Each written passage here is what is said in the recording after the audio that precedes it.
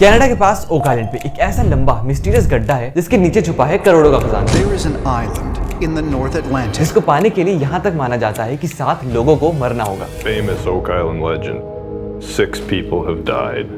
Then a 7th has to die in search of the treasure, and that's when all will be revealed. ये एक ऐसा treasure Hunt है जिसे Hunt करने में 200 साल से भी ज्यादा का वक्त लग चुका है। स्पिट का खजाना तो इंपॉर्टेंट है ही, लेकिन इस खजाने तक पहुंचते पहुंचते कुछ ऐसी रहस्यमयी चीजें सामने आती हैं जो ट्रेजर हंटर्स को सोचने पे मजबूर कर देती हैं। स्पिट में बूबी ट्रैप्स हैं, अनएक्सप्लेन्ड ऑब्जेक्ट्स हैं, प्लस एक इनक्रिप्टेड मैसेज भी है। और यहाँ तक कि एक पूरे 11 सीजन की डॉक्यू सीरीज भी चल रही है इस ओक आइलैंड के मिस्ट्री होल पे।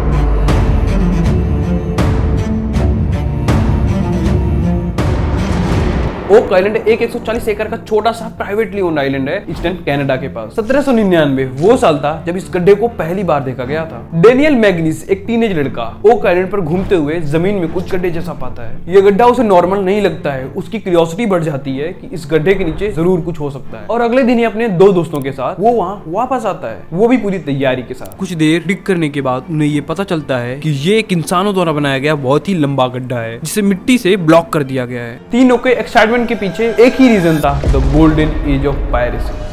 1690 से 1730 तक पायरेट्स की गोल्डन एज चल रही थी और ओक आइलैंड बहुत ही आइसोलेटेड जगह थी जहाँ पे ये पायरेट्स आसानी से छुपा करते थे। ओक आइलैंड से शिप को रिपेयर करना, रिस्टॉक करना बहुत ही आसान था, इसलिए ये भी माना जाता है यहाँ पे वो अपने सारे लूटे हुए खजाने को छुपा दिया करते थे। इनफैक्ट एक पायरेट विलियम किड ने तो ये भी एडमिट किया है कि उसने 1699 में यहाँ पे एक अनस्पेसिफाइड वेल्थ ऑफ ट्रेजर को छुपा रखा है। डैनियल और उसके दोस्तों को भी यही लगता है कि पायरेट्स ने ढेर सारा खजाना इसके नीचे छुपा रखा होगा। वो पूरी मेहनत से खोदना शुरू कर देते हैं। 2 फीट तक खोदने के बाद इन 3 दोस्तों को एक फ्लैग स्टोन से बनाया हुआ सरफेस दिखता है। वो इतने एक्साइटेड हो जाते हैं कि बस अब इस लेयर के नीचे ही सारा खजाना है, बट ऐसा नहीं होता है। लेयर्स के नीचे अभी भी मिट्टी रहती है। वो हार नहीं मानते हैं और नीचे खोदते हैं। पिट नीचे से पतला होने लगता है। इसके वॉल्स पे पिकैक्स के निशान भी मिलते हैं, जिससे ये तो कंफर्म था कि किसी ने यहाँ जरूर कुछ छुपाया है, क्योंकि कोई ऐसे ही बेवजह इतना लंबा और सिक्योर्ड गड्ढा बनाएगा नहीं। खोदते खोदते 10 फीट नीचे पहुँचने के बाद अब उन्हें एक लकड़ियों की लेयर्ड सरफेस मिलती है जो पूरे पिट को कवर कर रही थी। उनको फिर से लगता है कि अब इसके नीचे तो खजाना जरूर होगा, बट अगेन उन्हें सिर्फ मिट्टी ही मिट्टी मिलती है। और फिर 10 फीट और डिग करने के बाद दोबारा से लकड़ियों की लेयर मिलती है एंड अगेन इसके नीचे मिट्टी रहती है। ये देखने के बाद वो बहुत ही निराश हो जाते हैं। डैनियल और उसके दोस्त सिर्फ 3 थे। आगे डिग करना उनके लिए पॉसिबल नहीं था। वो इस एक्सकवेशन को यहीं पे रोक देते हैं।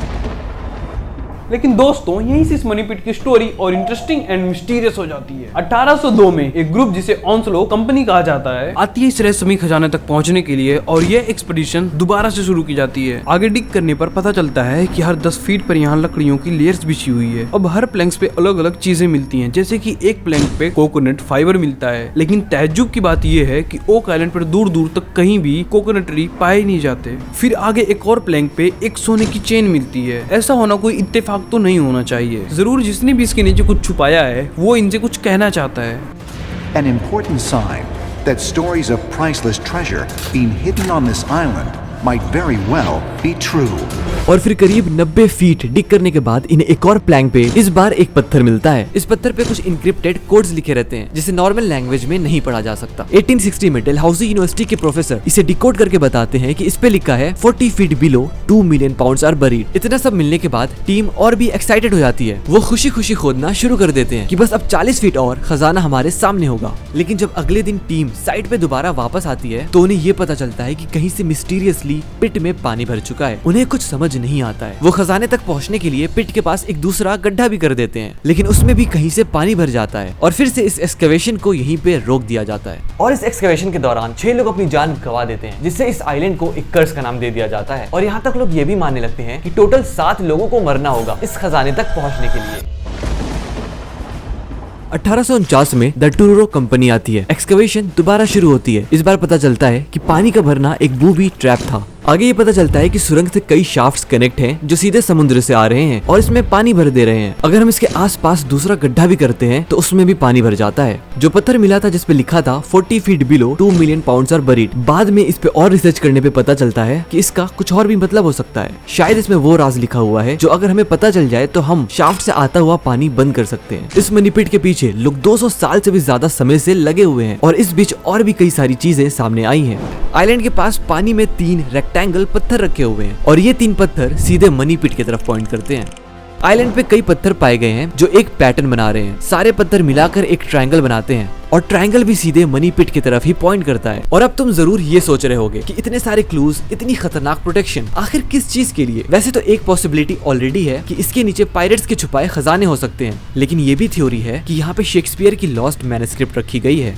और इस मनी पिट का कनेक्शन नाइट टेम्पलार से भी किया जाता है। नाइट टेम्पलार क्रिश्चियंस की मिलिट्री को कहा जाता है। यहाँ पे टेम्पलार के मिलियंस ऑफ गोल्ड और प्रीशियस रिलीजियस आर्टिफैक्ट भी हो सकते हैं। 1307 में टेम्पलार की 12 से 14 ट्रेजर से भरी हुई शिप थी जो फ्रांस से कभी निकली तो थी बट कहीं पहुंची नहीं। ये माना जाता है कि वो सारी शिप्स ओक आइलैंड आई थी। ऐसा इसलिए क्योंकि ओक आइलैंड पे कुछ और पत्थर पाए गए थे जिसे जब कनेक्ट किया गया वो सब मिलकर एक क्रॉस को सिंबलाइज कर रहे थे। इससे ये अनुमान लगाया गया कि नाइट टेम्पलार का जरूर कोई कनेक्शन है मनी पिट से। तो आखिर इसके नीचे क्या मिला? माफी चाहूंगा दोस्तों, क्योंकि इसका जवाब तो हमारे पास भी नहीं है। टूरोरो कंपनी के फंड्स खत्म हो जाते हैं, वो भी इस एक्सकवेशन को यहीं पे रोक देते हैं। इस मनी पिट के नीचे आखिर क्या है ये आज 200 साल बाद भी कोई पता नहीं लगा पाया है। टूरोरो कंपनी के बाद लगातार लोग आते रहे, वो डिग करते और निराश होकर चले जाते। और अभी प्रेजेंट टाइम में the curse of Oak Island नाम से एक सीरीज चल रही है जो हिस्ट्री टीवी 18 पे एयर होती है। The legend of brothers Rick and Marty पूरे एक डेकेड से इस खजाने तक पहुंचने की कोशिश कर रहे हैं, लेकिन अभी तक पहुंच नहीं पाए। सैडली इसके नीचे क्या है इस पे से अभी भी पर्दाफाश होना बाकी है। और अगर तुम्हें अभी भी लगता है कि खजाना ढूंढना बहुत ही आसान काम है तो you should rethink about it.